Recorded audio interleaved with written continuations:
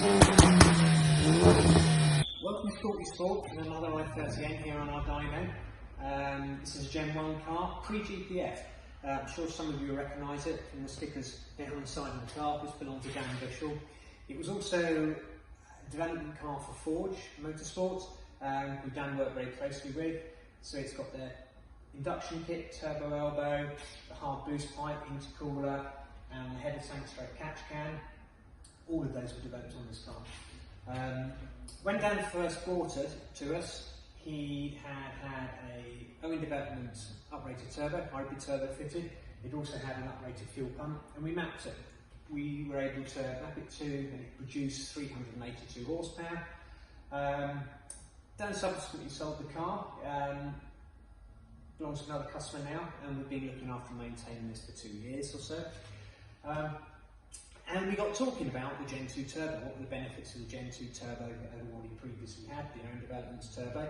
And there were some benefits of that, but as we talked, we sort of conjured up a plan to put a hybrid turbo on this. So we've, after a little bit of to and fro with different turbo combinations, we've got an enlarged compressor wheel along with an upgraded bearing pack.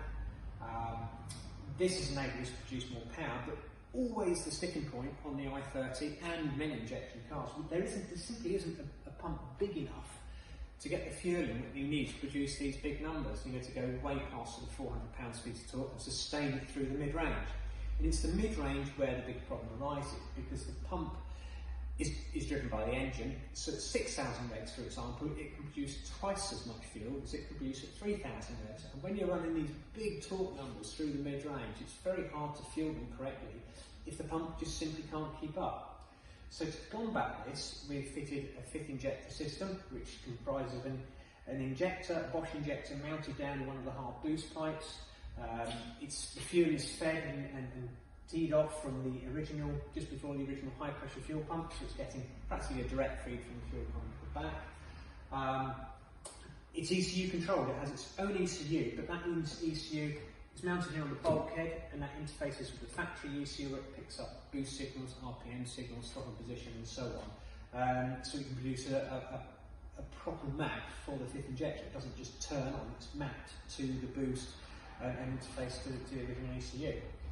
Has a secondary effect actually, which is always a nice thing on port injection, on direct injection rather, over port injection, is that direct injection engines, because they're not getting that fuel washing through an inlet manifold, you tend to get lots of carbon building up on the ports and on the back of the valves, because there's no fuel there to do it. This 5th injector will have the added benefit that this car, probably in the long term, will not carbon up through the cylinder head, which is a good thing.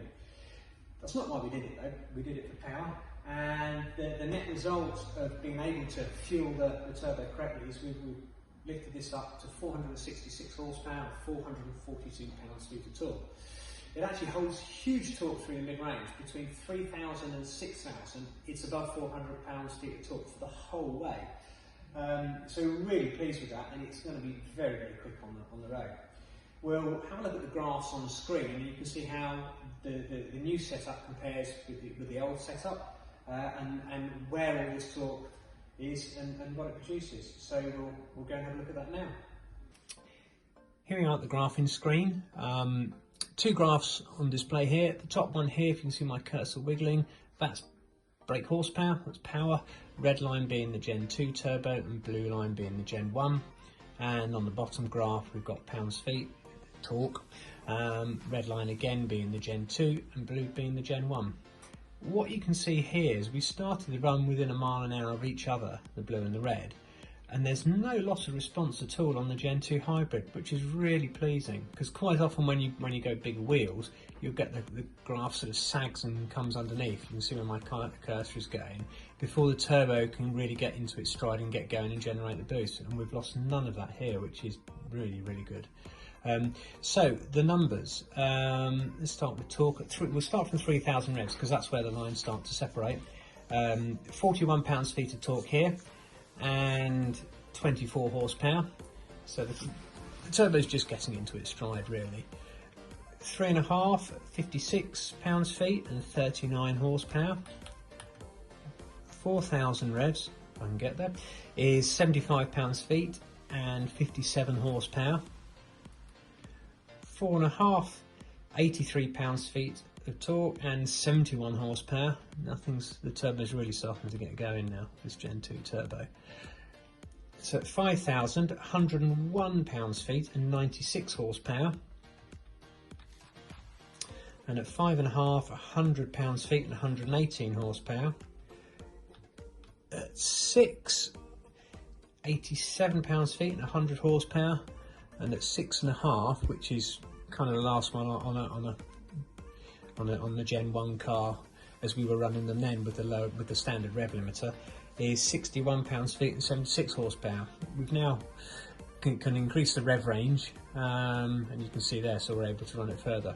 But the bit that's really great on this car, which is what's going to make it so quick on the road, if you follow my cursor zipping back, here it's 3,100, let's call it, you hit 400 pounds-ft of torque, and you're holding, as I mentioned in the bit when we were talking in front of the car, we're holding that right the way through to 6,000. You're over 400 pounds-ft of torque for that whole rev range, which is going to make the car really quick on the road. Road and track, to be honest, because the horsepower's up there as well. So yeah, so those are the two graphs. Hope you can see why we're so pleased with those, and I think I'd say it's good numbers right the way across the graph, and no loss of response. So a great result all round.